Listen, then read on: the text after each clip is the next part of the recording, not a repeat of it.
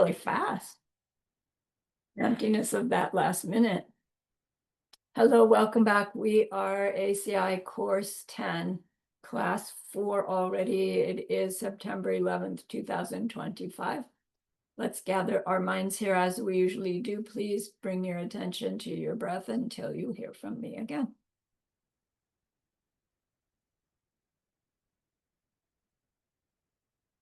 Natty, you have your recording on too? Okay.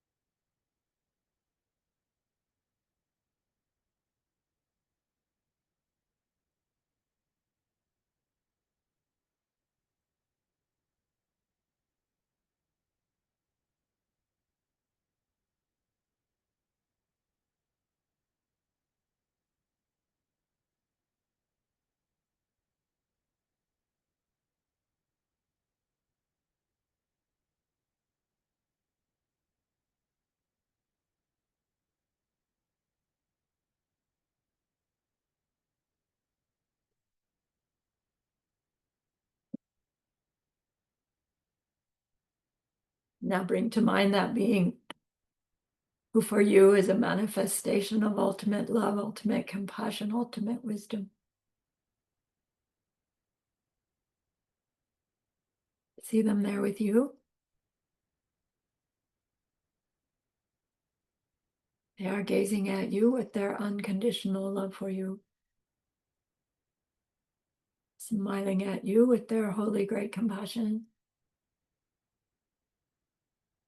their wisdom radiating from them.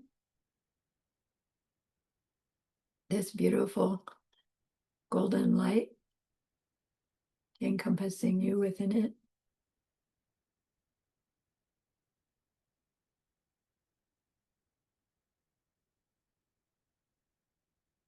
And then we hear them say, bring to mind someone you know who's hurting in some way.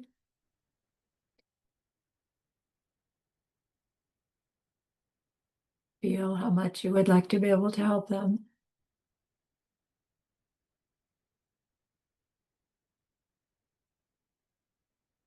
Recognize how the worldly ways we try fall short.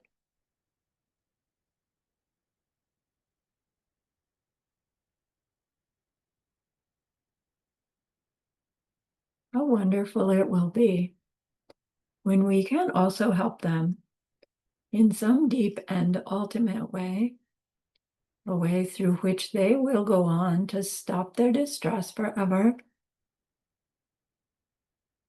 Deep down, we know this is possible. Learning about karma and emptiness, we glimpse how it's possible.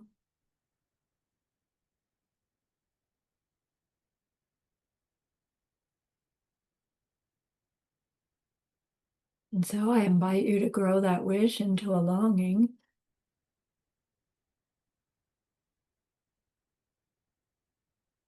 And that longing into an intention. And that intention into a determination.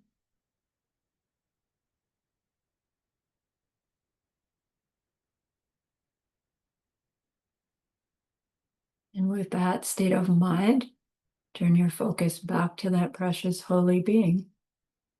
We know they know what we need to know. What we need to do yet, what we need to learn yet. To become one who can help this other in this deep and ultimate way. And so we ask them, please, please teach me that. Show me that.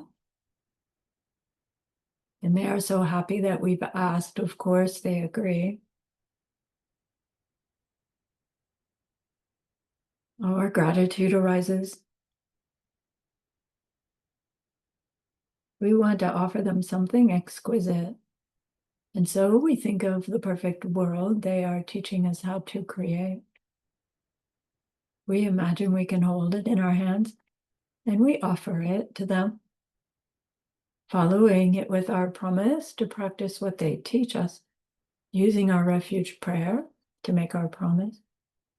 Here is the great earth, filled with fragrant incense and covered with the blanket of flowers. The great mountain, 4 lands, wearing the jewel of the sun and the moon. In my mind, I make them the paradise of a Buddha and offer it all to you. By this deed, may every living being experience the pure world. Idam Guru Ratna Mandala Niryatayami.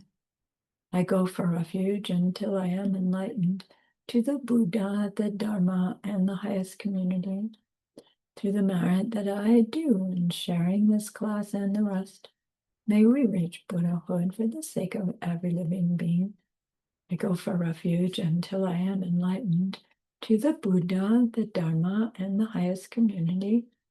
Through the merit that I do in sharing this class and the rest, may we reach Buddhahood for the sake of every living being. I go for refuge until I am enlightened to the Buddha, the Dharma, and the highest community. Through the merit that I do in sharing this class and the rest, may all beings totally awaken for the benefit of every single other.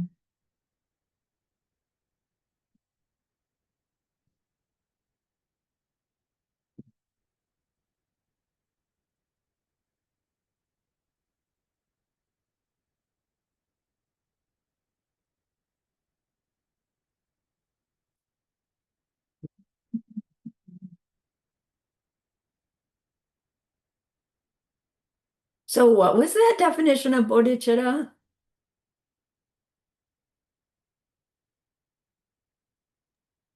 Reach total enlightenment for the benefit of all sentient beings. What about it?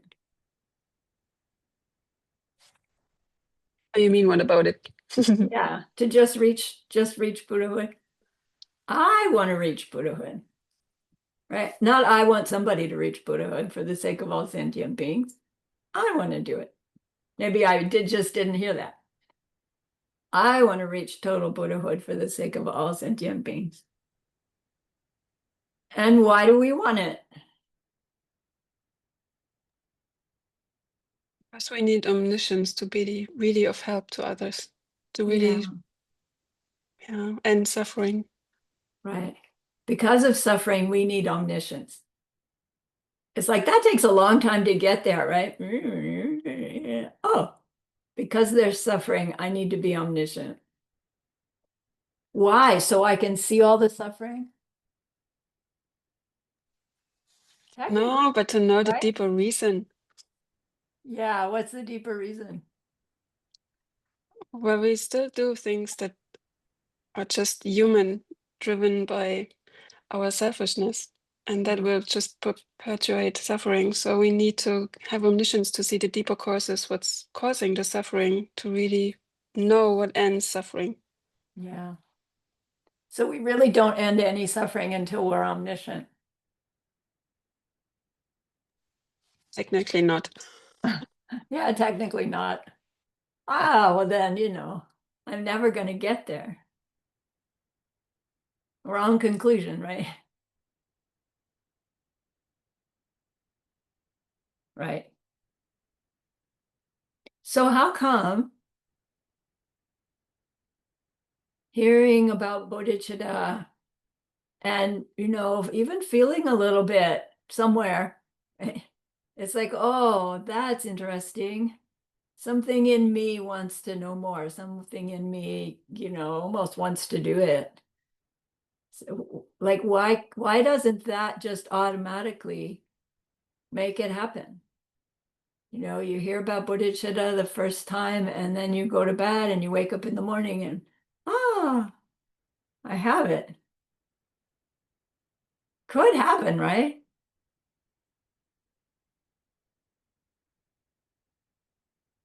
If it doesn't happen, it's because we have obstacles to it. So really, we shouldn't say, no, it can't happen because we have obstacles to it. It would be more accurate to say, if My heart doesn't open and the light comes shining out of it every time I think the word bodhicitta. It's only because I have obstacles to that ripening. Otherwise, it could be shining out of me all the time. If I had cleared the obstacles and gathered the causes for that as my experience, as we understand. And then what do we need?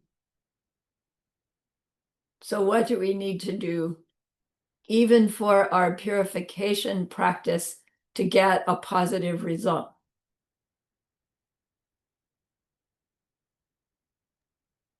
We need the seeds for it Yeah, we need the to seeds for our work. purification to work. And the way we do that is clear obstacles and gather goodness. And technically, we need the seeds for that to work. And we need the seeds for that to work. Like, how do we ever step onto the, now I've got the seeds for it to work? Like somewhere along the line, we realized, well, I must have the seeds at least to learn about it, because here I am learning about it.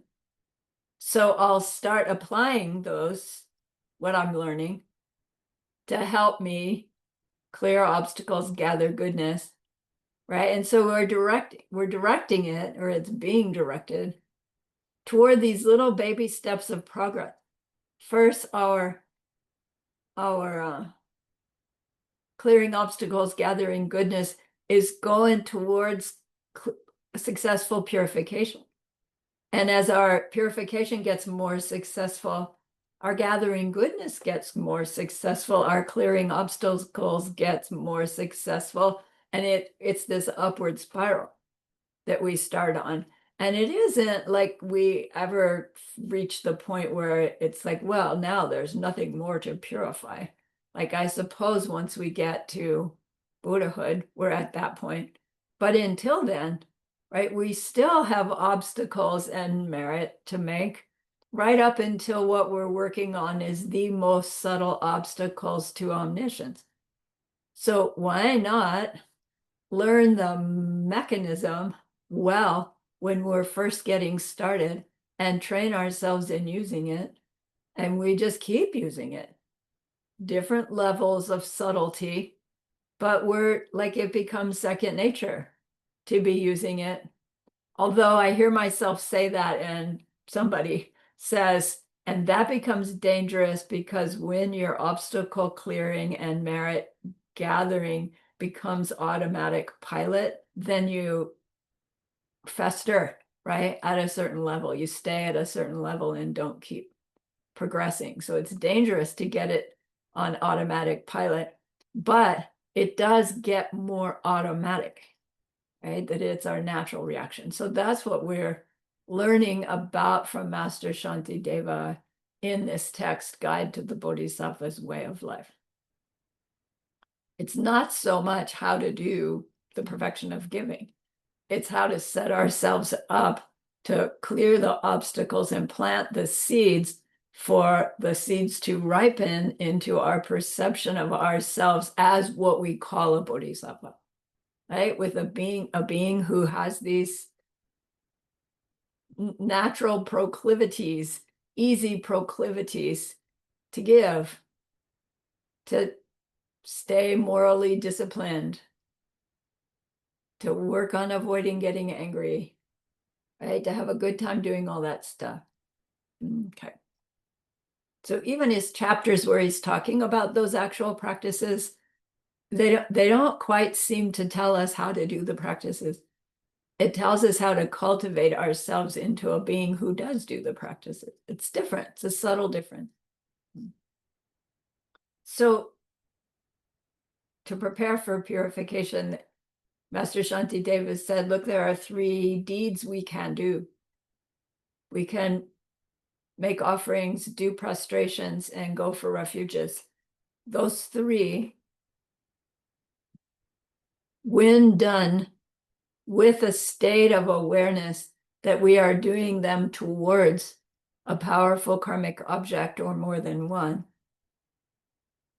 plant the seeds for clearing the obstacles and gathering the goodness. And we talked last class about it. But of course, as you think about it and delve into why that might be, it's much deeper and richer that you'll explore and find out for yourself how that works. So as we are making offerings, doing prostrations, and going for refuge, we are doing so towards those three highest objects, the three jewels. Not the nominal jewels, although they can be there as their representation, but the actual three jewels, which have that common theme about emptiness, technically emptiness and karma, that marriage. So that as we are doing these preliminaries, we are holding in mind that this being represents a being who has come to, live as this marriage of karma and emptiness. Find your own words that allow you to hear those words in your own mind and know what you're talking about. Keep exploring it until you've got a way of saying it. And then before you start your offerings, prostrations, and refuges, which basically is your preliminaries to meditation, you have in mind, right, this being before you, whether you see them before you physically, whether you see them in your mind's eye, whether you're just thinking about them, have a deep conviction that they are there. Their awareness of you is there. So that as we're doing these prostrations, etc., we are perceiving ourselves doing them towards this high holy being. We need that component. We want that component really strong. Does it mean refuge and offerings are useless if we're not thinking of the emptiness and those beings as we're doing them? No, not useless, but puny as compared to really powerful seed planting. Totally up to us the extent to which we plant our seeds. So how is it then that taking refuge protects us? Again, you can't hold the Diamond Cutter Sutra in front of you and not get run over by the truck if it's that close. Our response to getting run over by the truck will be very different if we are taking refuge in karma and emptiness, if we survive being run over by the truck. And it's like, well, then isn't refuge a little bit too late? No.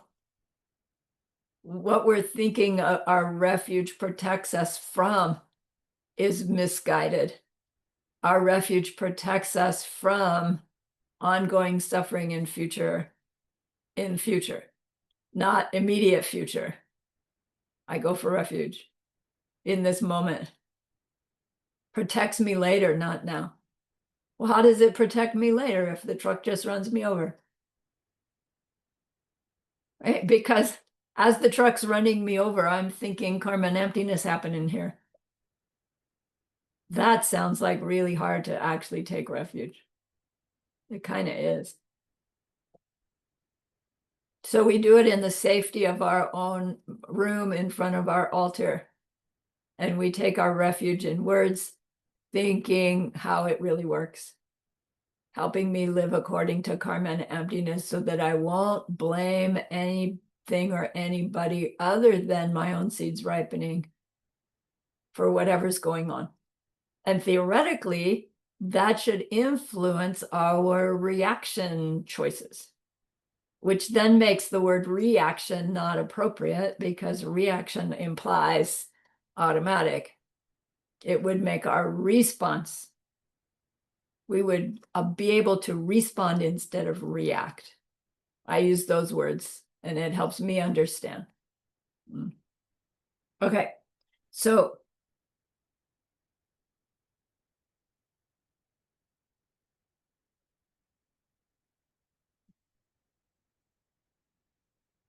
the lamas say, when we doggedly and determinedly do our offering, prostration, and refuges as the method to clear our obstacles to our successful purification and merit making. We actually are setting ourselves up for success in all of our practices, because we're going to continue to use those. So their seeds are going to continue to grow in power. So we're really setting ourselves up for success. And they go on to say, is if we determinedly do those practices regularly, our spiritual path cannot fail. Now, they don't say it cannot fail in this lifetime, but it cannot fail, period, right? If eventually we keep at it, this transformation is going to happen. If we try to do the practices that are taught without preparing our karmic pool with these preparatory practices, it's like an athlete stepping into a competition without warming up first. You know, they put themselves at 100% effort without their body aligned and warmed up, and they're going to tear a hamstring. You know, they're going to cause a bursitis because they didn't properly prepare.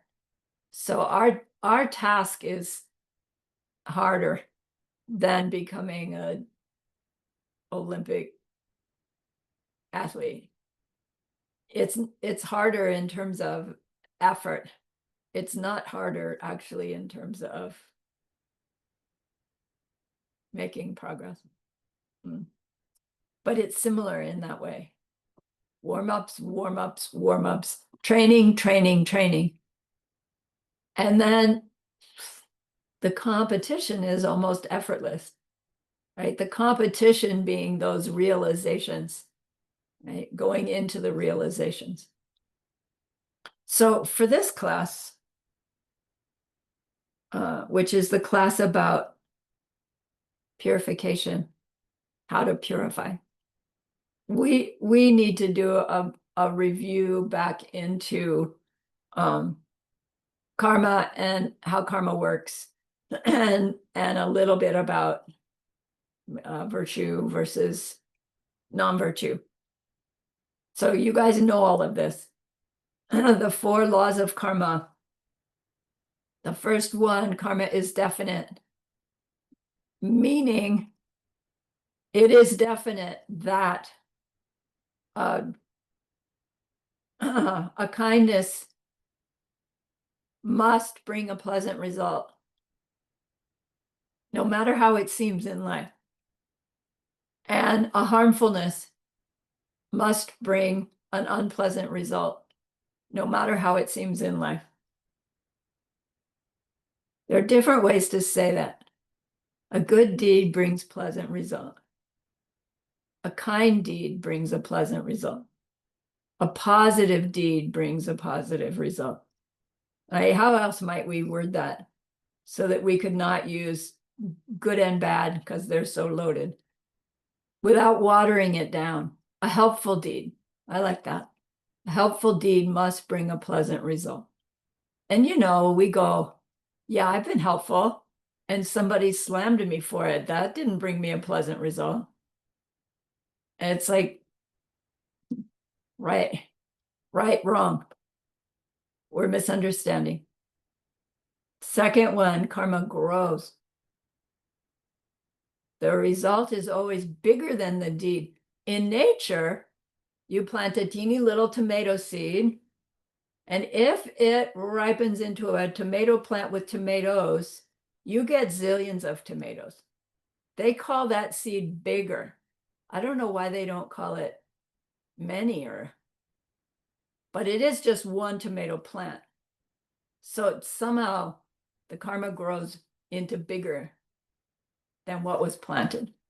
Then the third one is called karma is consistent. But what it means is a deed not done cannot give a result.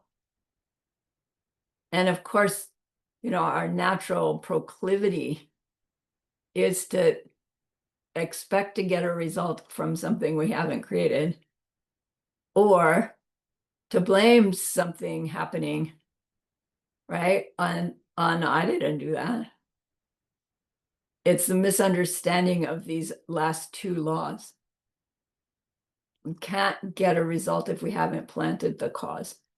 Now, technically, is there anything we haven't planted in infinite time? But we can't get the result if the cause isn't ripening. So that's a little bit different, watered down version, but it helps us understand a little better. Then the fourth one is karma is certain. Like the first one is karma is definite. The third one, karma is consistent. The fourth one, karma is certain. They all mean different things. Karma is certain means a deed done must give a result, not the result, a result. We've studied all that. Then the second thing we need to remember about karma is that the definition of a good karma, a virtue, is something which in the short term brings a pleasant result and in the long term brings freedom from suffering.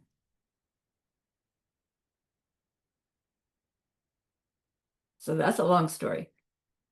And then a negative karma, a bad karma, also known as a non-virtue, is something which results in unpleasantness, period. No short-term, long-term. So any unpleasantness we experience is a ripening of some non-virtue. Like no question about it. Fortunately, it's burned off. Ta-da, right? Maybe there's more similar, but that one, however long it took, 65 of them per instant, they're all burnt off because we experienced it and now it's done. As long as we don't respond the same way that we made it. Then neutral karma, we learned, is something which results in neither pleasant nor unpleasant. And I'm still not convinced there's any such thing as neutral karma, but we won't go there. So this is a little different than black and white karma, black karma, and black and white karma.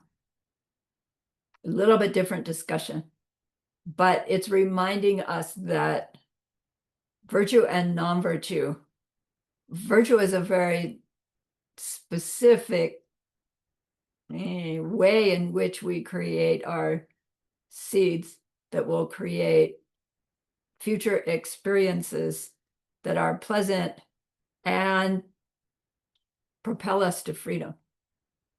So we're gonna, right, we know that there must be some component of wisdom involved in a kindness deed in order for it to be a virtue versus just a good deed that ripens more pleasantness, but samsaric, that doesn't take us to freedom. So keep that in mind.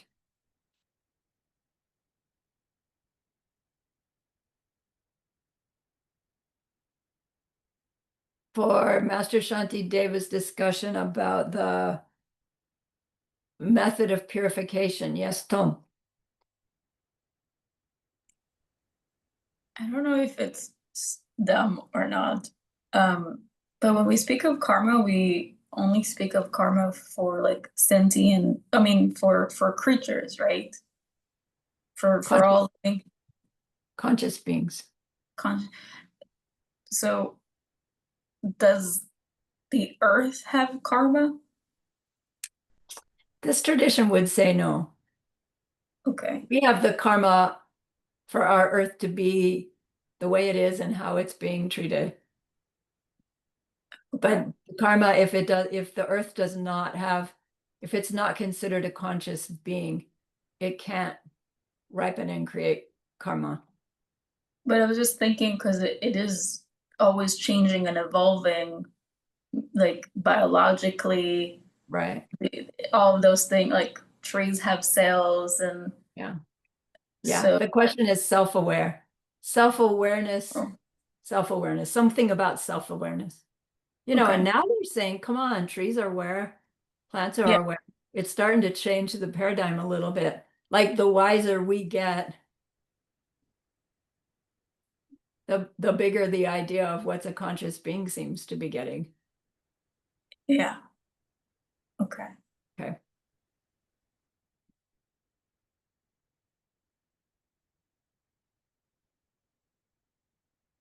Okay, so we've said, Master Shantideva has said, prostrations, making offerings, going for refuge are the warm-ups to purify our mind. We're purifying our obstacles to really any obstacle, our obstacle to being able to purify, our obstacles to being able to intellectually understand emptiness and karma well enough to change our behavior choices, obstacles to seeing emptiness directly, right? Obstacles to our bodhicitta, right? We have all these obstacles. Those obstacles are karmic seeds from past negative behaviors. Negative being any behavior, any deed done that when it ripens for me, ripens as suffering. Could be the suffering of change, a pleasant thing, but it wears out. It could be the pervasive suffering, just niggling, not knowing what's going to ripen next. It could be the obvious suffering of a similar deed happening to me as what I did. Right? We'll talk about how karmas ripen shortly. So those obstacles are created by our own past behaviors. And any being who misunderstands that emptiness and dependent origination nature of our experiences misunderstands what to do to get what we want and avoid what we don't want. So technically everything we've ever done to get what we want and avoid what we don't want has been made in a way that now there are obstacles to growing this wisdom. Somehow we have fewer obstacles than we did before we met the Dharma, because here we are, course 10, right? Good job. So in a sense, we can say, whoa, the process must be working. But our ignorance will say, no, it's not working because here I am, after 5 years of study and I'm still misunderstanding my world. It's not working at all. And it's like, well, it's a matter of our perspective there. So then we heard purification is necessary in order to get our two bodhicittas, the form of the wish, the form of the prayer, and the form of action, and the form of direct perception and the heart opening thing before or after, usually after. So without purification, we're not going to get bodhicitta. And without bodhicitta, we can't get full enlightenment. We can reach nirvana. But we're saying already, nirvana will be great, but that is not my goal. It's going to come along for the ride, fine. But I'm not stopping there. We can't get free of suffering and so able to help others get free of suffering without clearing these obstacles, without doing purification practice, right up to the final transformation. As we purify, as we know, part of the purification practice is to not repeat the thing we're purifying. So that means we're not recollecting the very negative seeds that we recognize we don't want. Probably the hardest part of purification is to not do it again in some different way that we then have to purify also. We stop collecting negative karma. We still need to eliminate what negative karma we've already planted. And we gather the goodness of doing the purification. And we go on to gather the goodness that propels us towards these goals that we have. We understand that karma means movement of the mind and what it motivates, which means karma is planted. Mental seeds, mental imprints are planted by way of what we perceive ourselves thinking, doing, saying towards other, what we perceive as other.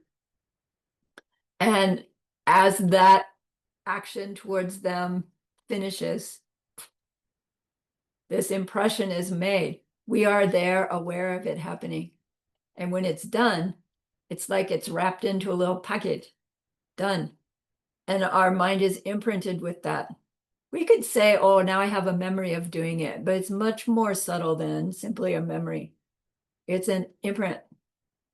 That imprint is still a bit fragile, we understand. So it takes a little while for that imprint to stick into what's called a karma that's both committed and collected. And technically, we could do stuff in that little period of time to damage that seed enough that it becomes a karma that's collected, committed, but not collected, which means it doesn't have enough force to actually ever gather enough force to get over the hump into manifestation. And yet it's still something there, as opposed to not having done that deed at all.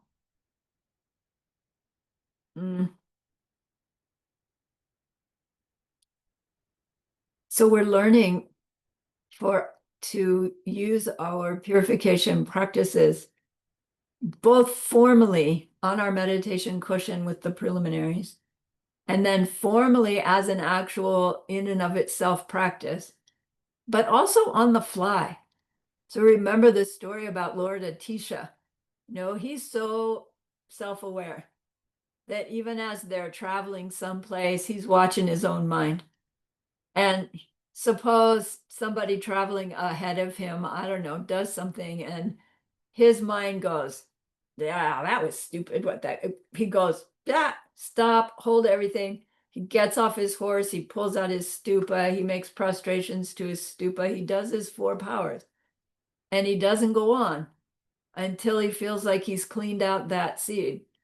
And then, okay, let's go. Geshe-la said it must have taken a really long time to travel with Lord of Tisha. But I don't know, that's assuming his mind would be like my mind. We'd never get anywhere. I don't think his mind was like that. The point of the story is that level of awareness of our responses to things. We start with our level of awareness to our actual deeds, right? What we just did. Oh, whoops, right? Wish I hadn't done that. Start the refuge, start the regret refuge, etc. As that grows, as we're about to react in that way, our mind goes, no, respond like this.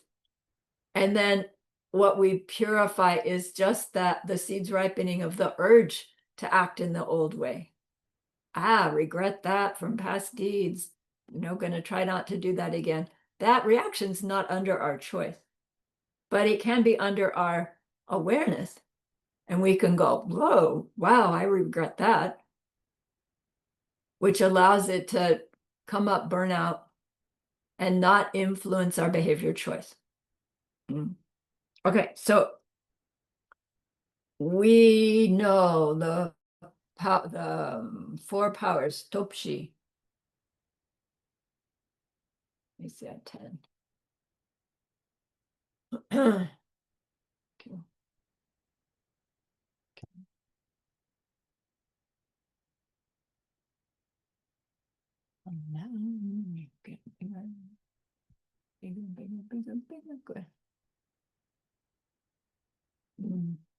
Where is it here? Topshi. She means four, number 4. Top means power. And someone should ask, where do these 4 powers come from? Like, who said so? We would want to know before we commit ourselves to lifetimes of purification practice. We would want to know, is this from an authority? And Master Shantideva agrees we should know.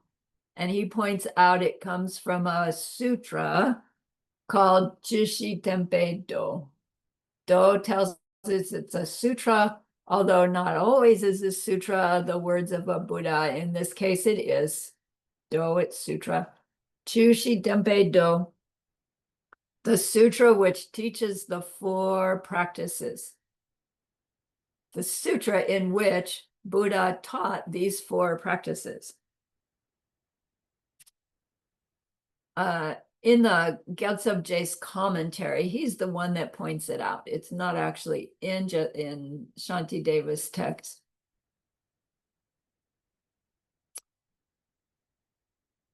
The 4 powers are these 4 necessary elements of practice for the engine of our practice to function and function efficiently. So our path to Buddhahood, Geshe-la says, it's like a car engine. Car engine has many, many parts to it. And certain of those parts are more essential than other of those parts. And for it to be a reliable and efficient car, it needs all the parts and all of them functioning in their capacity. And when you're missing some little ones, it just doesn't run efficiently. When you're missing some bigger ones, it just plain old won't get you where you want to go. If it's missing some other ones, it just won't start. So our practice of our whole practice of the Dharma is like that. And in particular, our practice of the 4 powers is similar. All 4 parts need to be present and functioning in order for the Dharma car to get us where we want to go. Okay, so these 4, I don't know if we've seen them in Tibetan before we got here.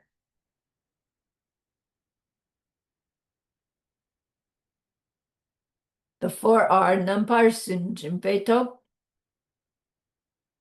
Dan Kitop, Nyampo Kuntu Chupe Top, and down here, Kyepa La Lern Dokpe Top. Top means power. All the rest of it is the power that we are enlisting. So this list of the 4 is a little different. Master Shantideva gives Nampar Sunjimpe Top first, and other teachings that we've received give Denki Top first. And as long as we have all 4, which one comes first out of these first 2 is really up to the individual. So we know the 4. The way we learned them before was the foundation of refuge and regret, and then the antidote force, and then power of restraint. And it's not that we can do power of restraint before all the rest, right? All the 4 are not completely interchangeable, but the first 2 are interchangeable. And here Master Shantideva is saying, look, bring up your regret first. Like, why are you going to apply your refuge foundation to something if you don't recognize it's something you want to rip out? You're going to have your regret, and then you're going to go for refuge, and then you're going to make your antidote, and then you're going to do your power of restraint, or maybe those last two. You'll establish the power of restraint and then your antidote. But you got to do both of them. What order you do them in, right? The power of restraint is the last one we do because that one carries on forever, right? We do what we say, we'll get there. Okay, so you know. So Nampar Sun Jinpei, that means the destruction power. Nampar Sun Jinpei is this harsh phrase that means to rip something out, to rip it out and destroy it, ruin it. You know, like you grab, I don't know, there's something you really, really don't want, and you reach into the middle of it, you rip it out, right? You smear it all up and you throw it in the fire. It's that kind of force that they're talking about. Not, oh, I'm sorry I did that. It's like, gads, that yuck is inside me. It's going to hurt me and others so much. I want to get in there and rip it out. Nampar Sun Jinpei To. It's what they mean by regret, right? The word regret doesn't quite hold it enough.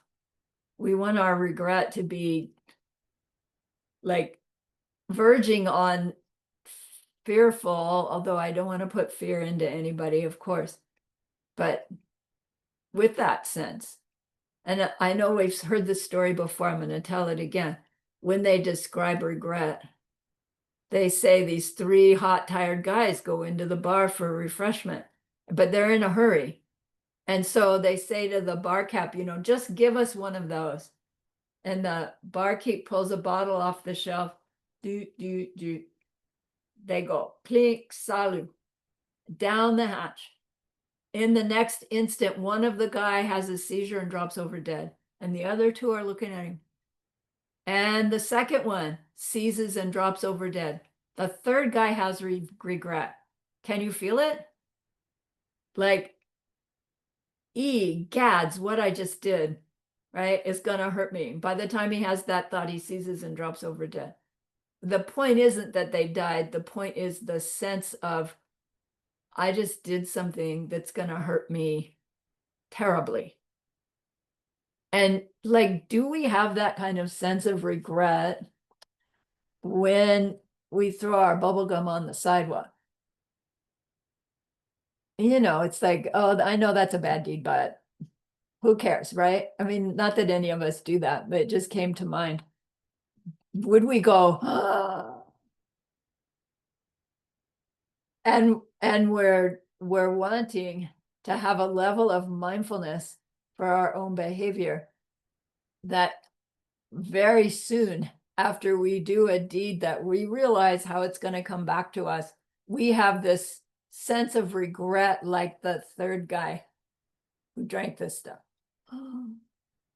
And that regret is enough to rip something out of that seed. It doesn't rip the whole seed out, but it stops it from going on to completely collect. Now, we're also talking about regret in terms of some past deed that we've done, whether we know it or not, that we're deciding we're going to purify. And we still want to cultivate this level of regretting having done the deed that put the seed in there, with this kind of strength of, oh my gosh, now I know what an awful thing it is that I have inside me. No, if you, I just thought of another story that Lama Ora shared with us.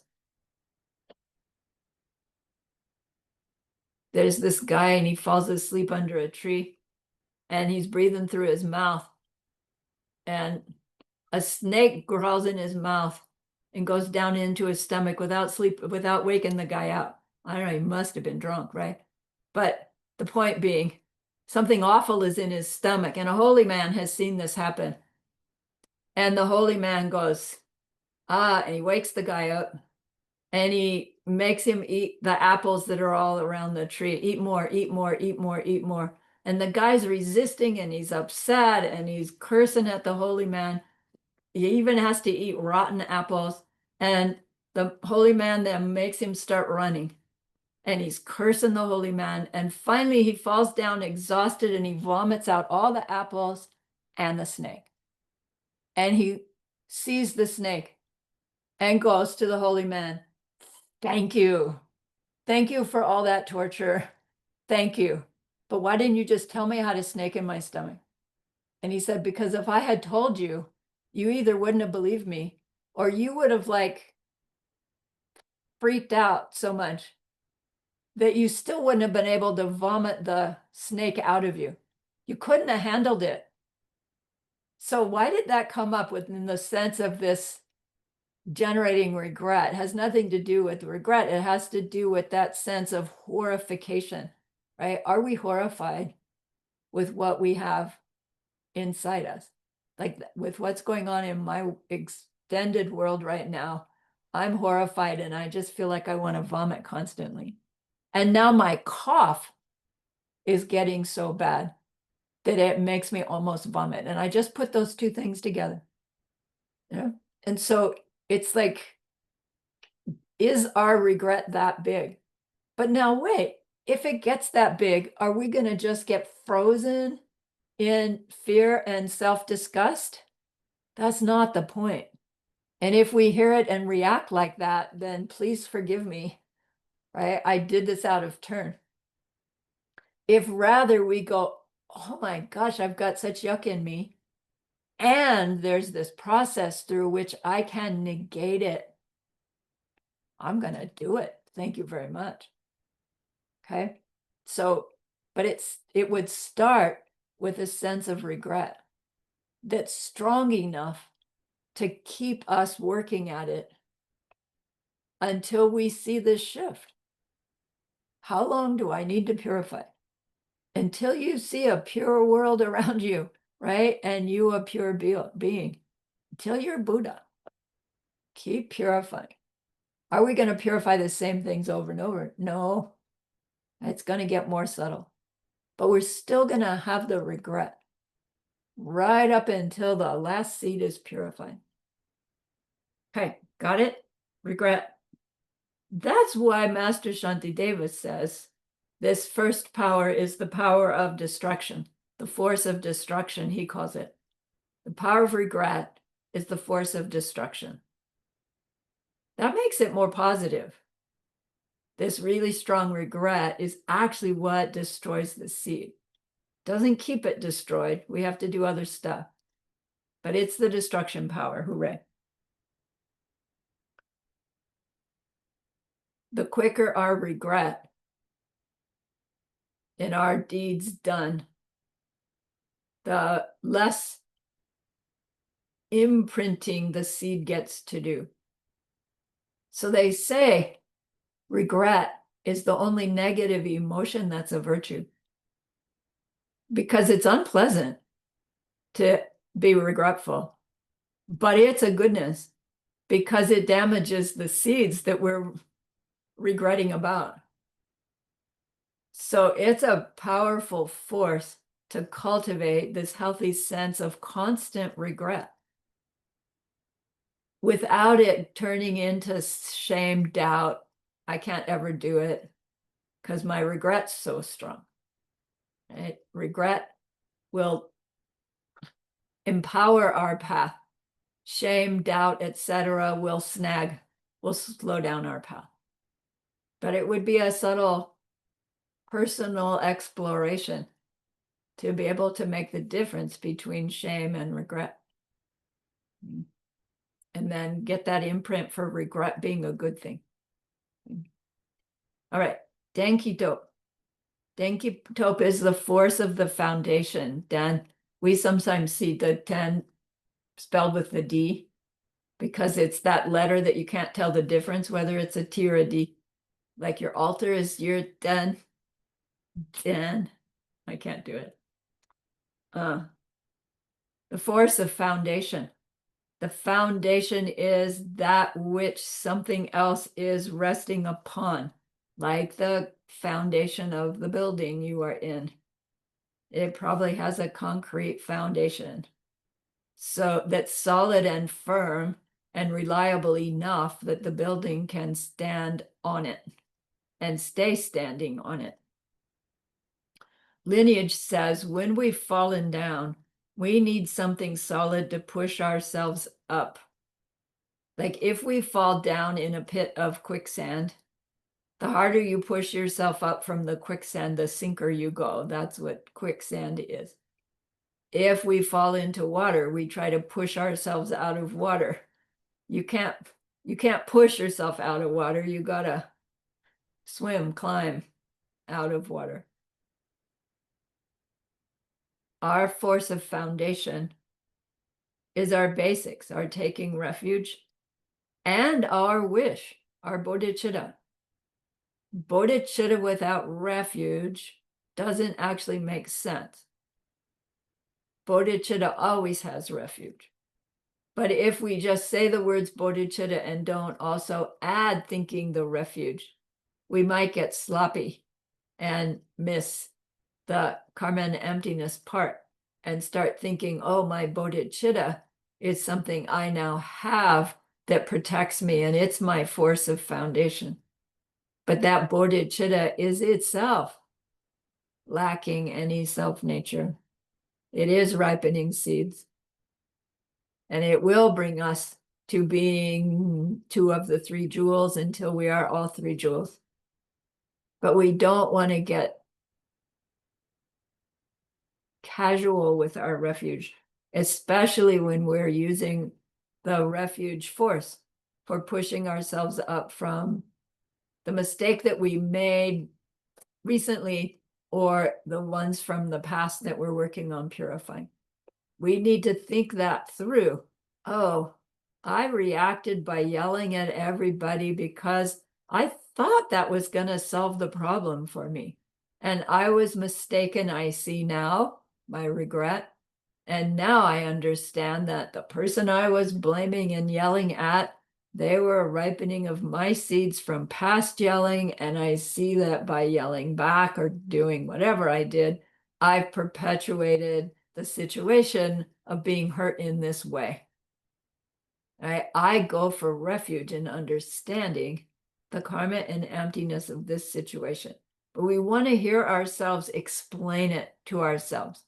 Right? When we set ourselves up in our preliminaries, we've got that holy being before us, and we're talking to them.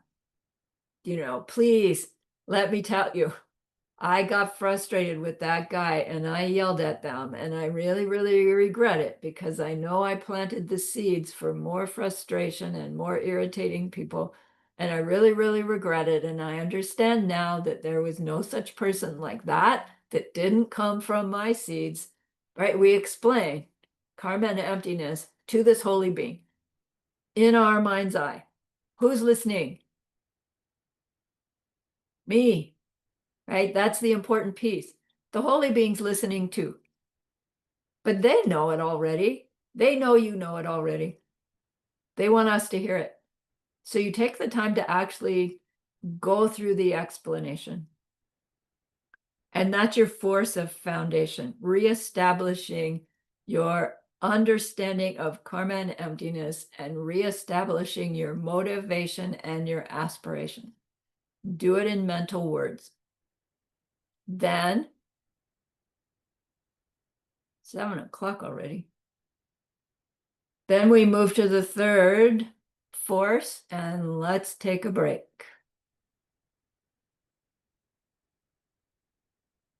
Time warp.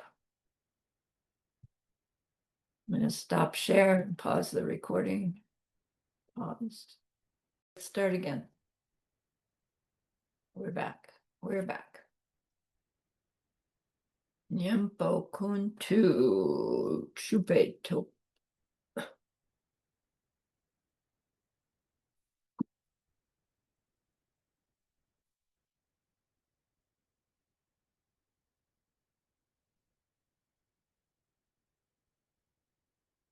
Nyampo kuntu chupeto. Nyampo means antidote. Kuntu chupe means the antidote activity, the power of the antidote activity. So to fully clear out this negative seeds, we want to do something to make up for it. And typically it's like you do the opposite. Because if you do a negative seed that's jealousy, unhappy that somebody else is happy, that's got, let's say it's got a certain vibration. And I don't know that it's really like that, but say it's got a vibration. And then more jealousies add to that vibration. But the opposite of jealousy is the opposite vibration, you know? And if you put this vibration with its opposite vibration, what happens? Cancels out. Like the sound canceling earphones, that idea, it's not exactly correct. That's not described like that in the scripture. But it's useful to think of how to match the antidote to the thing we're trying to purify. If we have a situation that it doesn't quite fit, you know, any of the scriptural information, and we want to just do an antidote right away. Geshe-la Lama Christie would say, just do the opposite. If you're angry, what's the opposite of anger? I don't know, you have to decide that. Yeah, happiness, love. If we're jealous, the opposite is, wow, may you get what you want, right? You want my boyfriend here? Have him, he's all yours. Like, ouch. Something close to it. Do the opposite. And lamas used to say, it's even helpful to declare an opposite day.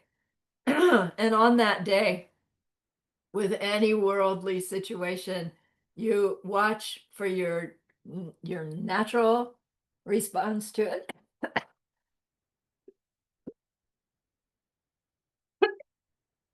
And you choose to do the opposite, meaning all the negative things. You don't do the opposite of the positives, clearly.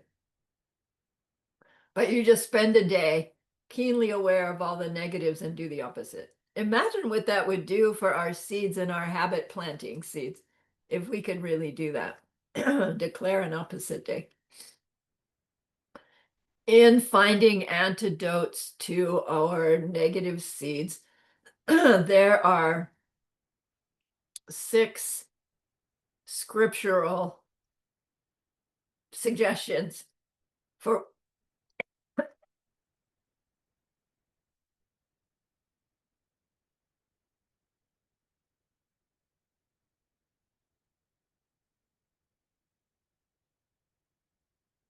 what to do to clean out obstacles, clean out this negativity. So here are the 6 in Tibetan.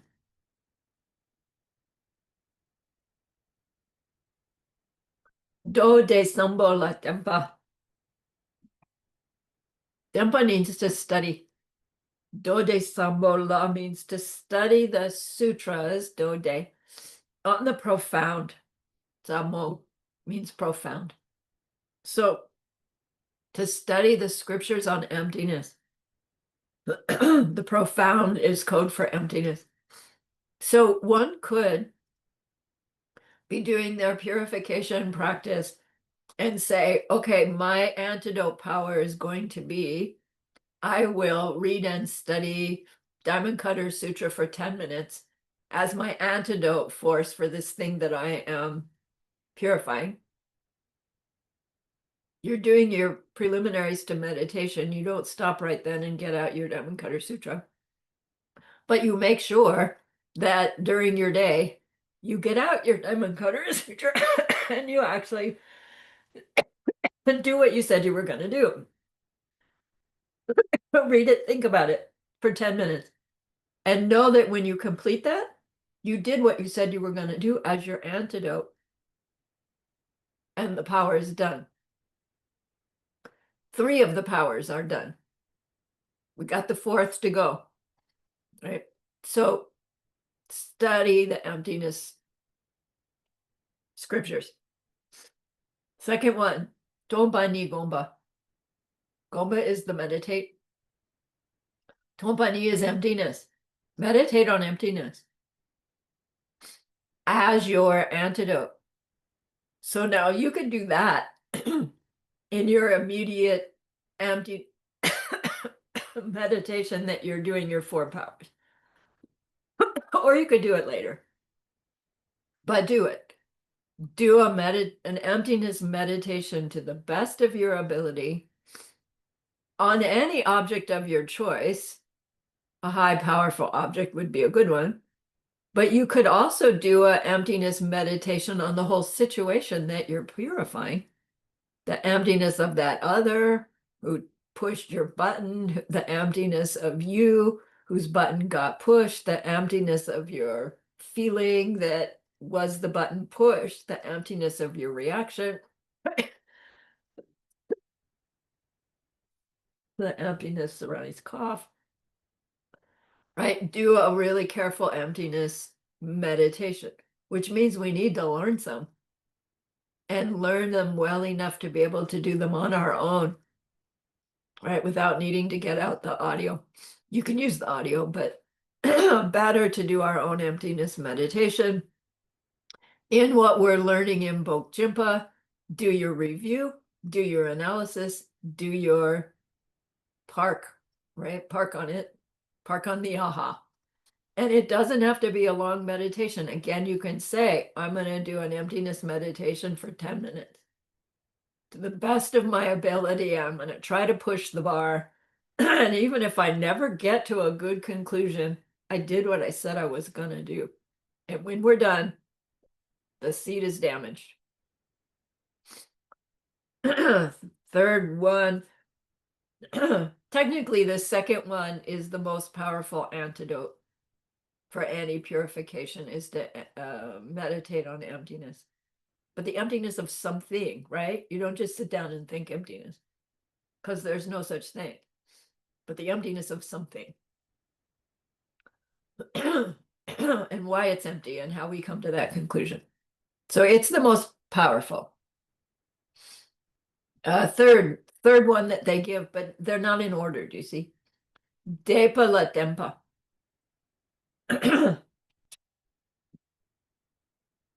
Where did it go? Depa means to repeat. So it's one of the words for mantra practice. So Depa la tempa means to practice the repetition. And it's how they say mantra practice. Recite the secret mantras. Omane Peme Hum is a mantra. Technically, it is a secret mantra, but it's used very openly. So, you could debate, is Omane Peme Hum a secret mantra or not? Yes, it is. It's just everybody knows it. Everybody's in on the secret. Hooray for that. We also receive mantra in an empowerment, for instance. And then because everybody who receives that empowerment receives that mantra, it seems like, well, that's not a secret mantra. Everybody knows it. But technically, only the people who receive that initiation know it. That people who haven't received Medicine Buddha should have no reason to know the Medicine Buddha mantra. Now with the internet, it's hard to say whether their secret mantras are secret anymore. But there are some. And later on, we'll receive some. And then to use that mantra, to repeat a certain number of those mantras intentionally as the antidote power for what we're trying to purify, they function. However, in Master Dharmakirti's logic text, he makes this case for there's nothing in secret mantras that can do anything, right? Which is true, right? If they have some kind of self-existence, they can't work. They have to be empty so they can work. And what makes them powerful is that we who use them perceive them as having been composed by a holy being, meaning a high, powerful karmic object, and the person receiving it and using it, they say they have a good heart and high motivation, meaning we're keeping our morality. So we need to see that whoever started the mantra and then the one who gave us the mantra as these powerful karmic objects, like wisdom beings. And then we ourselves need to have the morality, goodness for our use of those sounds to actually have a positive effect on us. Then they can have such a positive effect on us that they vibrate into oblivion, those negative seeds, as long as we're using them for that purpose. You know, I'm going to say 5 malas of my secret mantra in order to damage those seeds from my having said that negative thing to David about Joe. And then know when you're done, those seeds damaged, then my task is to not put them back.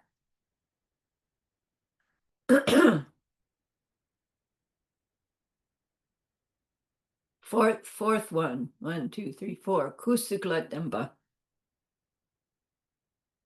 Kusuk is holy body, the practice of the holy bodies. This means constructing holy things, like an altar, like a Buddha statue, like paintings, tankas, stupas, images, making these holy objects. And then for that practice to actually function as a purification practice, they say we need to learn how to make them properly and precisely. So to decide, oh, I'm gonna, I don't know, make a Buddha out of ripped paper, you know, and glue it all together and make it look like a Buddha, that's going to be my purification practice. And it's like, not quite. Probably better to do one of the other antidote practices. But if you get trained in, you know, how to properly carve a Buddha, and you're going to choose to use carving a Buddha as your antidote force, even if it takes you weeks to get it done, it can be your antidote force. Joanna is making tsatsas. It can be an antidote force. And she learned how to do them properly. The next one is Chipalat Dempa. We know the word chupa, it's offerings, the practice of making offerings. Making offerings as the antidote force for some negativity that we've done. Like we might choose that if the negativity we're trying to purify had something to do with stinginess. It doesn't have to be. You could use it to purify anything, as long as we're doing our offering because of karma and emptiness in order to purify me so that I can, right, progress on my path to these specific things. And then what kind of offerings, right? All the kinds of things that we talked about before. Next one, Zen, where is it? Zen La Dempa, down here. Zen means name, so the practice of the names, meaning the practice of the recitation of the names of holy beings. There's a classic one, the 35 Confession Buddhas. You know, and you do prostrations and you say, I bow down to the holy being, so-and-so, you say their name. And you're doing it as your antidote force for whatever it is you're purifying. Vajrasattva is another one. The Vajrasattva 100-syllable mantra is a secret mantra, but it's also a holy being's name mantra, right? Their name is in it. Geshe shared that each person has their own yidam, that word called yidam. It means protector. And some protectors are not fully enlightened beings, and some protectors are. So typically when they are talking about your personal yidam, that's a fully enlightened being. And they're the one that you like, that you have, I don't know, you have some kind of history with. You have a connection with. Like, you are theirs and they are yours. It's not like there's a single one for everybody. I don't think. I don't get that idea. But of all the different deities, we can practice this one and we can practice that one. And then maybe we'll end up meeting one and it's like, oh, this is the one for me. Those other practices, they were great, right? But oh man, here's the one. We've met our yidam. And that yidam has a name and a mantra. And to use our yidam's name mantra is a really powerful practice for many things. Not as powerful an antidote as meditating on emptiness, but pretty darn close. So once you know your yidam, find out their name mantra, and then use it. Use it, use it, use it a lot, but use it intentionally.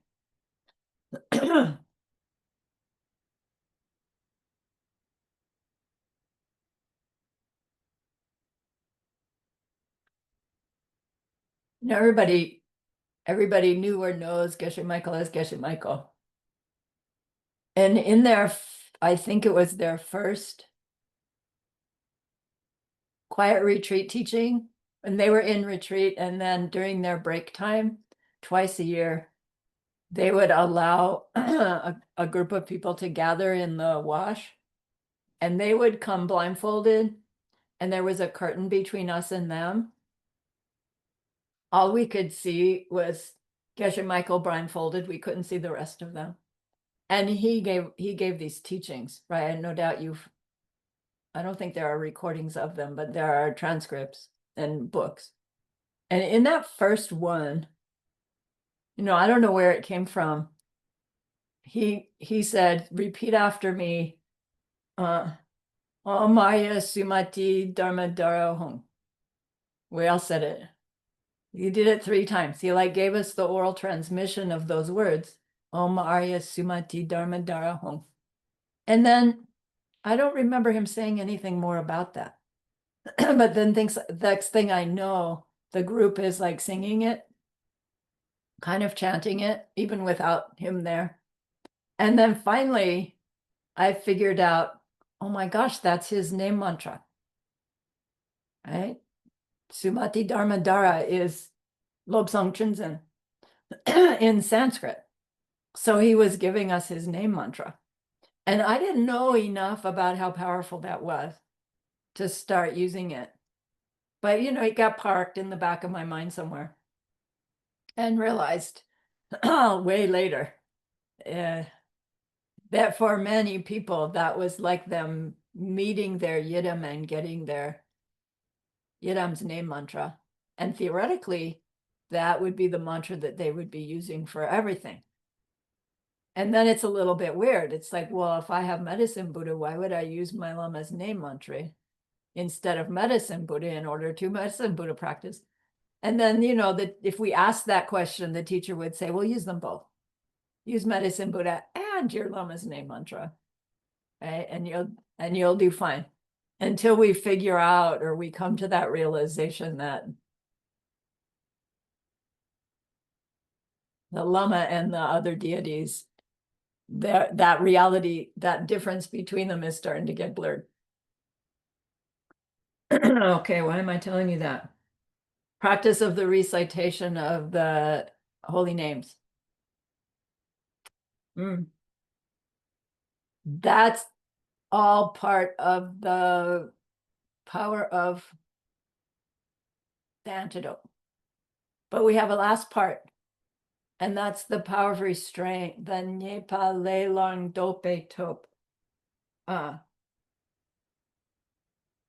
Nyepa Lelang Dopa means the turning away from negative deed. Nyepa Le is the negative deed. Lang Dope is turning away from the negative deed, meaning refusing to let ourselves do it again. Geshe always says the 4 powers is not a morning after pill.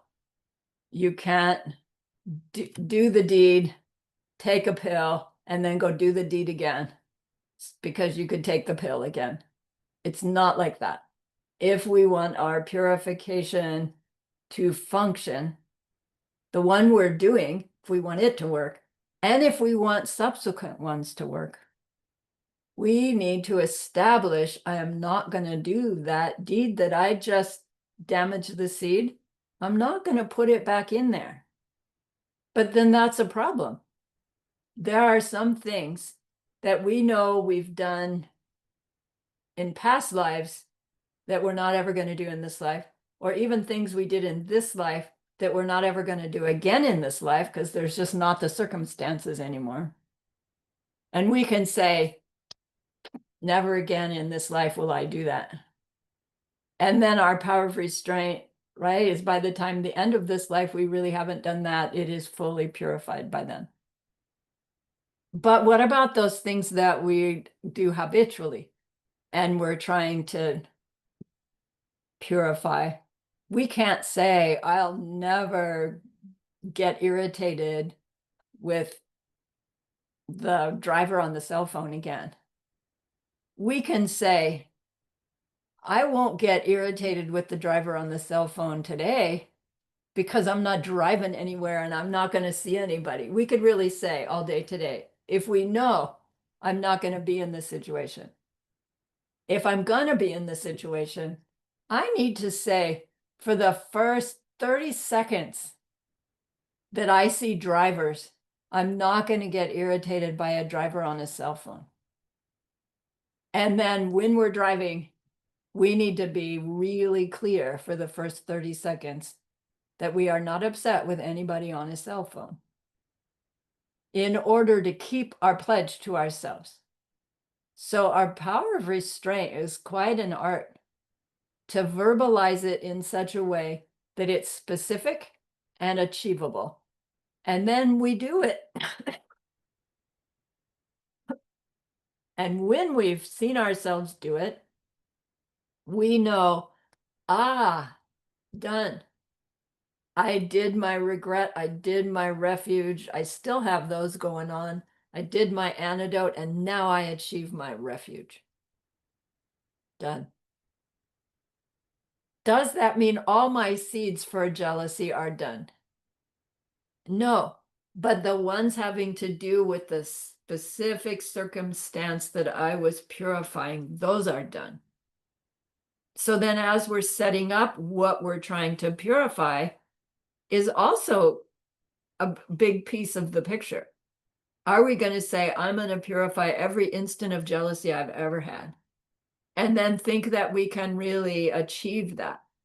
No, why not be more specific, right? In my job, my jealousy in my job for the last 5 years, right? We can get more specific.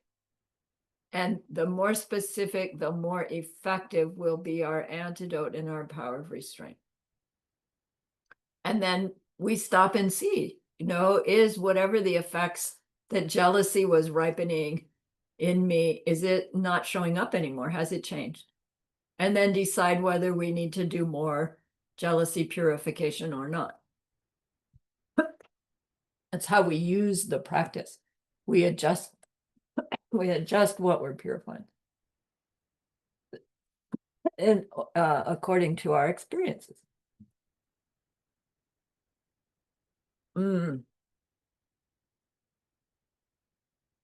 So our power of restraint takes for mindfulness and self-control.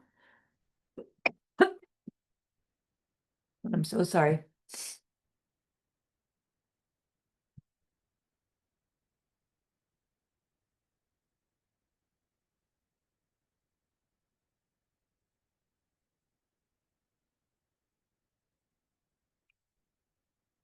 And doesn't actually happen on our meditation cushion. Our power of restraint happens off our meditation cushion. Right. So Geshe-la went into some details about regret, and from Master Shantideva, his clues into how to generate a regret that's functional, a regret that's not really shame or self-deprecation, but rather a positive, uplifting emotion. He says what's most important in growing this healthy regret is understanding the 3 results of karma. When we understand how karma ripens in these 3 ways, then our regret becomes a conclusion that we come to about what we want to do with the seeds we know we've got in there, based on our own memory of our own past actions, based on what we're seeing going on in our world, based on our own experiences, based on history, right? So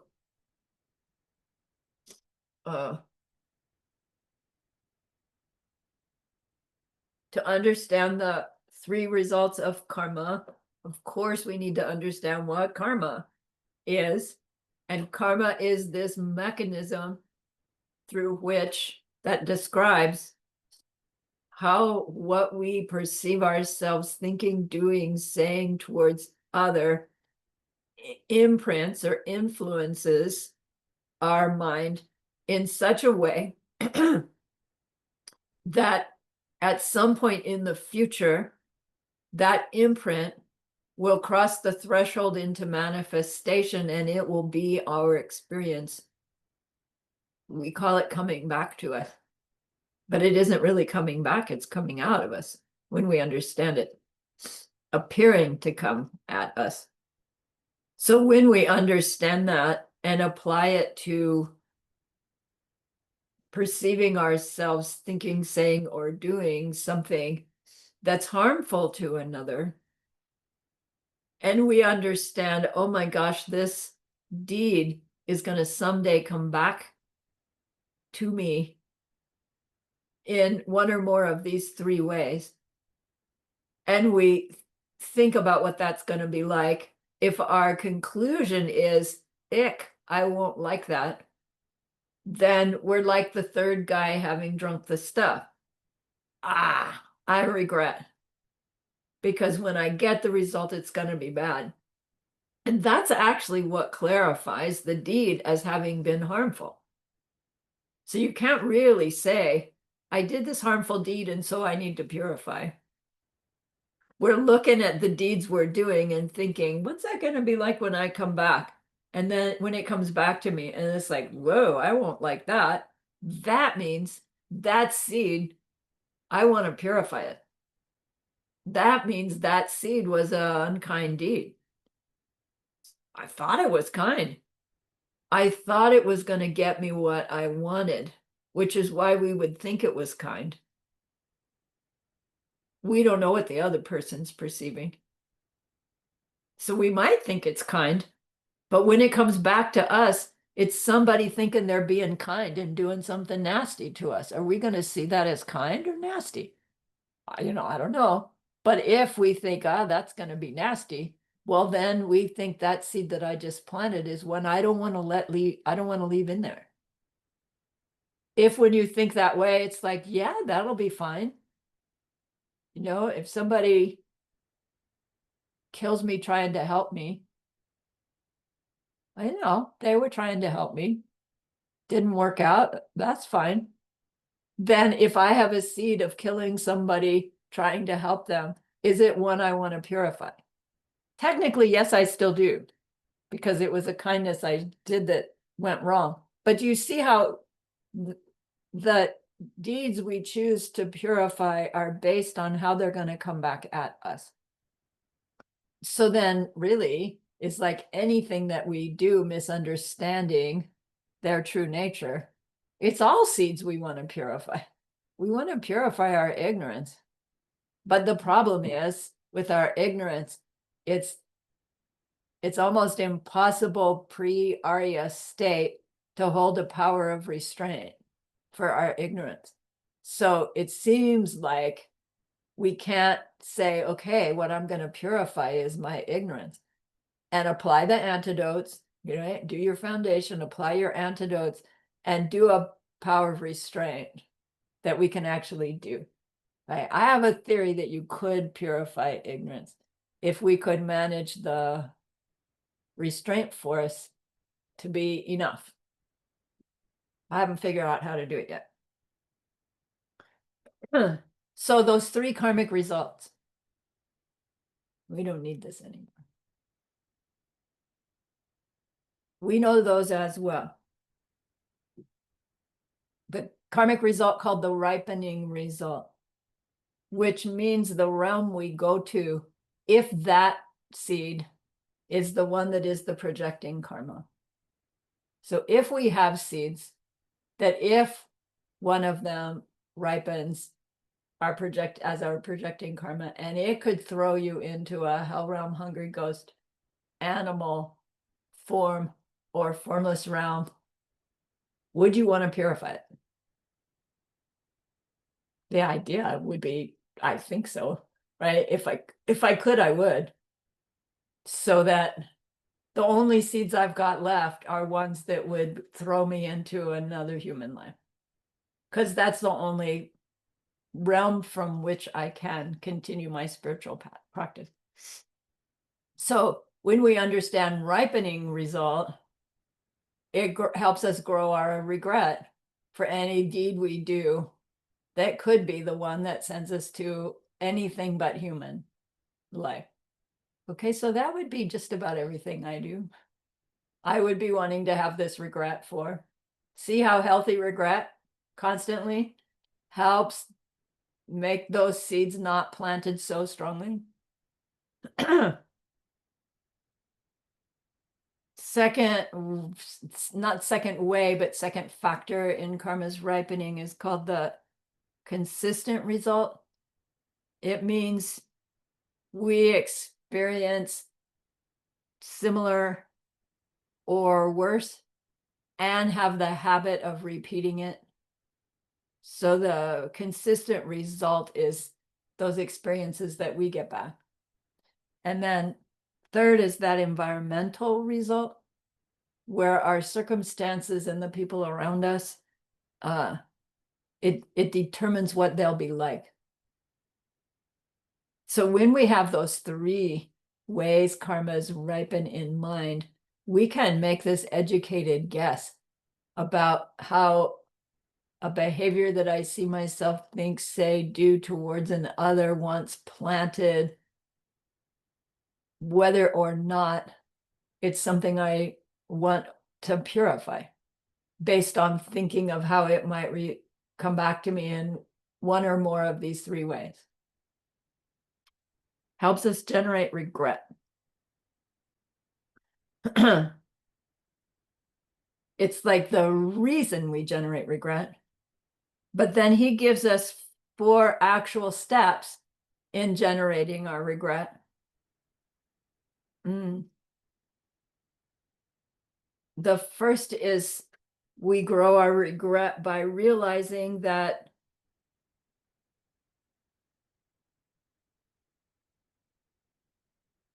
we do the deeds we do to get what we want are actually mistaken. They're actually wrong. They don't work to get what we want. We think that they do. And when it seems like they do, because sometimes it seems like they do, we just lose those things anyway. And we are that much more mistaken because we thought what I did to get the thing really worked. So it's actually better when what we try to do to get what we want doesn't work, because it leads us to recognizing that, oh, it really doesn't work. It didn't just not work worldly. It really doesn't work at all. Either way, work or not work worldly, we've made a choice that can't work in our effort to get what we want or avoid what we don't want. And that replants the seed for ignorance. And just by knowing it, we can't stop it. And to become aware of it and not be able to stop it helps us generate this regret, right? For the misunderstanding, for the mistake. Mm.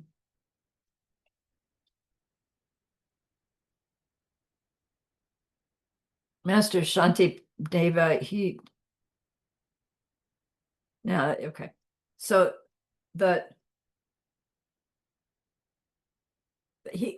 I'm going to go a little bit out of order.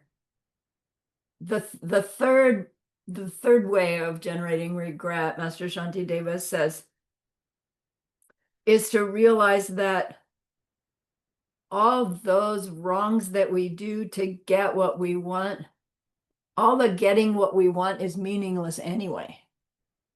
So we've allowed ourselves to do things that were wrong to get the things that we want. And the things that we want are useless and meaningless anyway.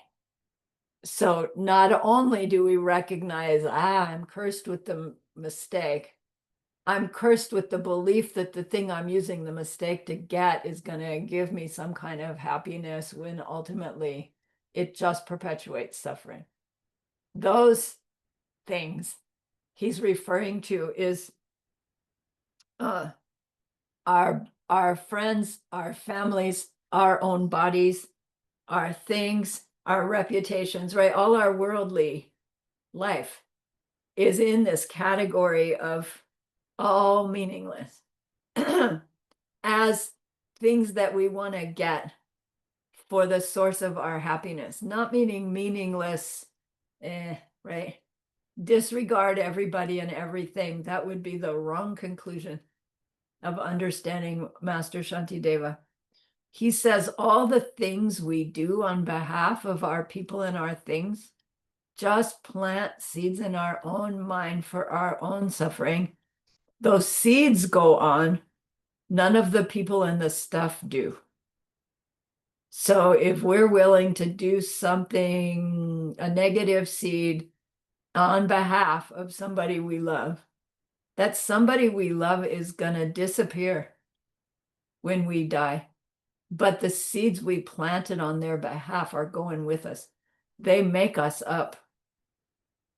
So it gets slippery, right? As a bodhisattva, oh, they're my karmic business partner. I'll do anything to help them be happy. And like, yes and no, we're still responsible for the seeds we plant. And that being to whom we are being a bodhisattva is gonna disappear. Does it mean they don't exist? No, not at all. They do exist, and they are very real. And they are our projections, unique to me. And when this unique to me mind, body ends, the mind goes on, everything about this world disappears as well. It's not that they say they're all ripped from us, as if they are somewhere else. But they're ripped from us because, right, all of that karmic seed to see them as them, right? For this mind, which won't be Sarani anymore, there won't be a yo on a Lin Sangam mic. Not like, oh, they're somewhere else. I can reach them. Their mind stream continues, but not in this, right, same you somewhere. If there was, then we could say, yes, I did my deed, my negative deed for their behalf, and now they're benefiting from it. That's great bodhisattva behavior. But that doesn't work like that. I get the negative seed, and they disappear because this one disappears too, but not the seed. Like I'm trying to get the change in expression that goes, oh my gosh, because that's the point here is like, we do ignorant deeds on behalf of other people and we're supposed to. But no, our virtue, our morality supersedes our people, and they'll benefit from that. Do they like it? Not usually. But the ultimate benefit is everybody reaches enlightenment just a little bit sooner if we hold our morality. All right, that's the third one. The second one is regret out of fear that we might die while we still possess the karma of the negative deeds. So the first one was recognizing, oh, I make wrong choices to get what I want. And then those about whom I made my wrong choices, I was doing it for their benefit. And it's like, sorry, that won't help them or us. And then this third one is like, but it's actually the second one. What if I die? What if this body ends, this life comes to an end, while I still have these negative seeds that I know I made just from this life, let alone previous lifetimes? What's going to happen next? For Bodhisattva, it's like, will I have to start all over?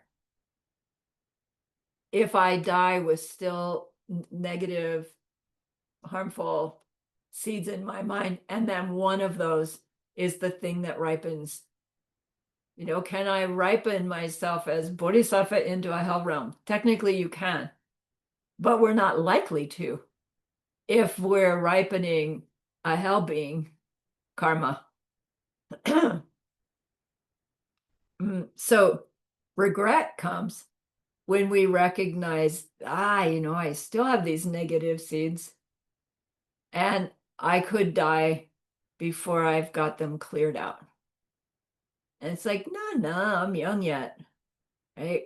Run, I've got probably 25 years left. That's about the same amount of time of when I first went to Diamond Mountain.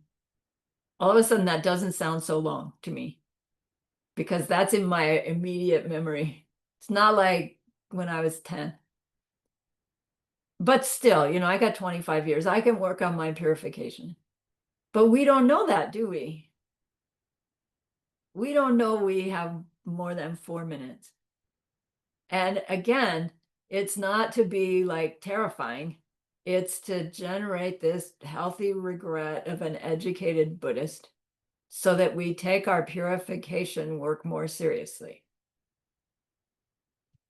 Clean out that negativity before we miss the opportunity. Master Shantideva uses the example. A person who's sentenced to have their hand cut off for stealing, and their sentencing day is getting close, as in it's tomorrow, or maybe this is the morning of it going to happen this afternoon. Master Shantideva says, watch that person. They are crying, begging, whining. They are histrionic, crazy, trying to avoid getting their hand cut off. He says that terror is minuscule compared to the terror of death. When we're not getting just our hand cut off, we are getting everything about our reality cut away from us. Like there's not somebody doing it.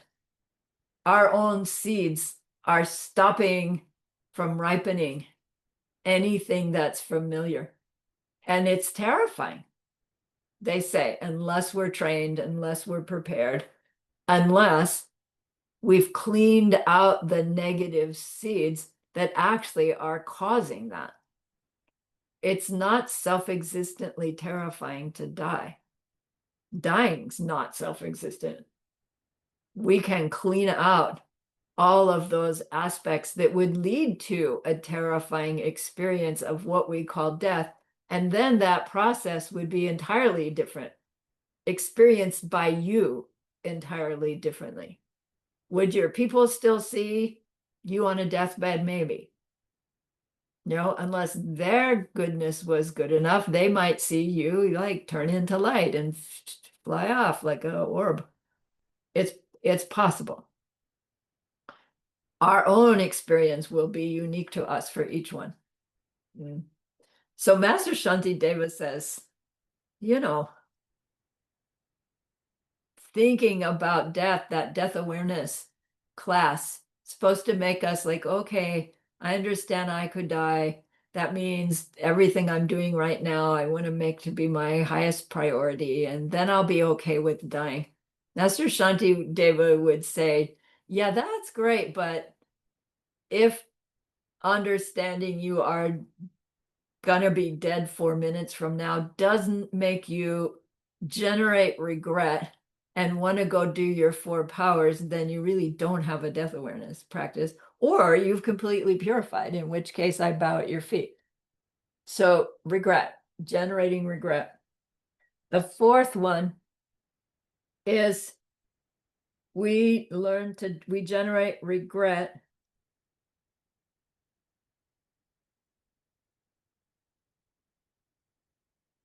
by learning what those negative actions will bring to us, so that we learn to fear the negative actions.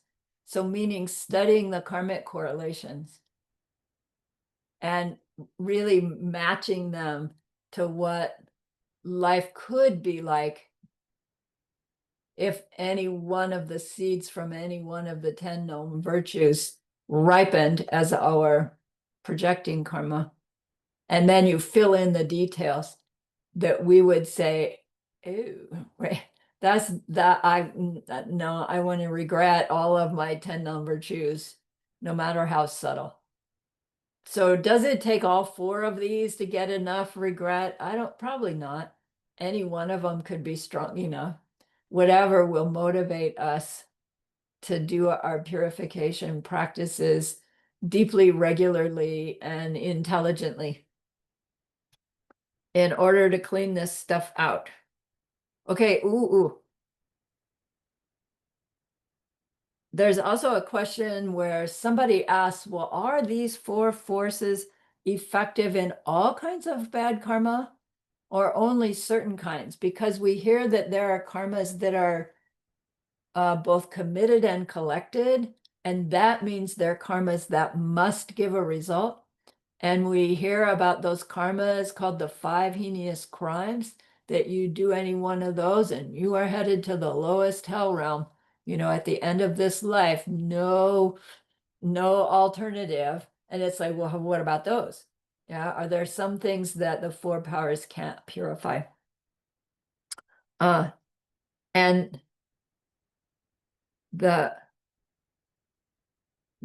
answer is, Buddha said, the 4 powers of purification purify all kinds of bad karma, and the effort to purify can make negative seeds ripen sooner than they would have, and so lesser seriousness than they would have.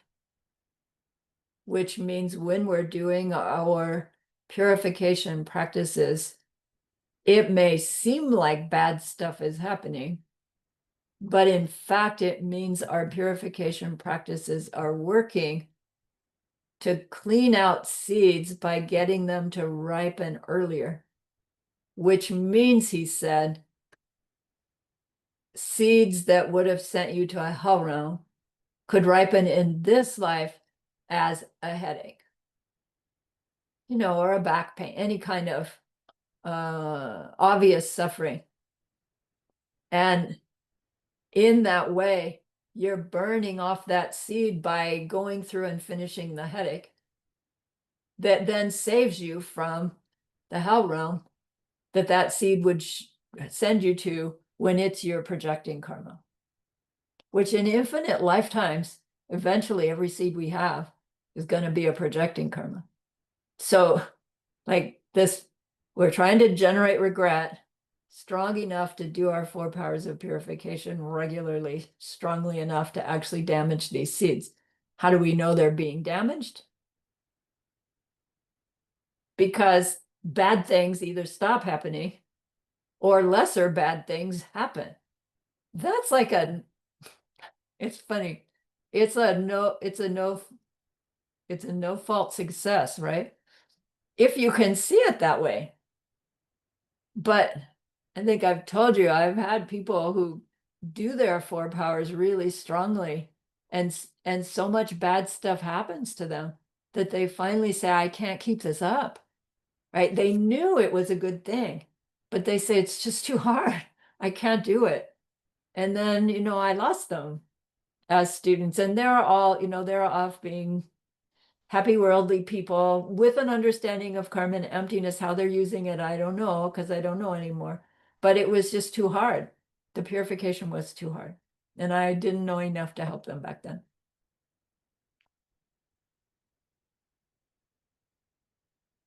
Can we purify all kinds of karma? Yes. Is it easy to do so? No. Does it take the 4 powers all done, like well understood, well done? Yes. Is it possible? Yes. It's up to us to do it. But any little bit is better than none at all, right? Because otherwise those seeds are growing. And so we use something to put a rod in the wheel to get it to at least stop growing, if not damage those seeds enough that they go off in a lesser negativity, if we can't damage them enough to not ever go off at all, which then in the end we still need to burn off the dust from them. Right? So yes, purification practices work for all kinds of negative deeds, but you got to do them. And we need to do them enough to fully purify. So even the 5 heinous crimes can be purified.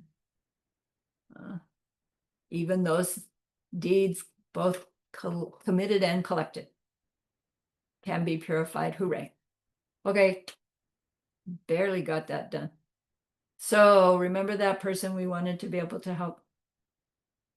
We learned stuff that we are using and will use in the future to help those others in that deep and ultimate way.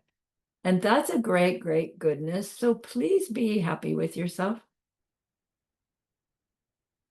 And think of this goodness like a beautiful glowing gemstone you can hold in your hands. Recall your own precious holy being. See how happy they are with you. Feel your gratitude to them, your reliance upon them. Ask them to please stay close, to continue to guide you, help you, inspire you. And then offer them this gemstone of goodness. See them accept it and bless it. And they carry it with them right back into your heart. See them there, feel them there. Their love, their compassion, their wisdom. It feels so good, we want to keep it forever. And so we know to share it by the power of the goodness that we've just done. May all beings complete the collection of merit and wisdom, and thus gain the true ultimate bodies that merit and wisdom may. To use those 3 long exhales to share this goodness with that one person. To share it with everyone you love. To share it with every existing being everywhere. See them all filled with happiness, filled with loving kindness. See them all purified. And may it be so.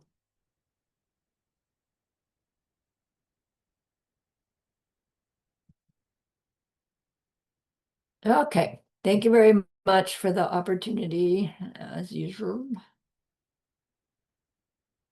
Stop recording. Stop recording. Yes.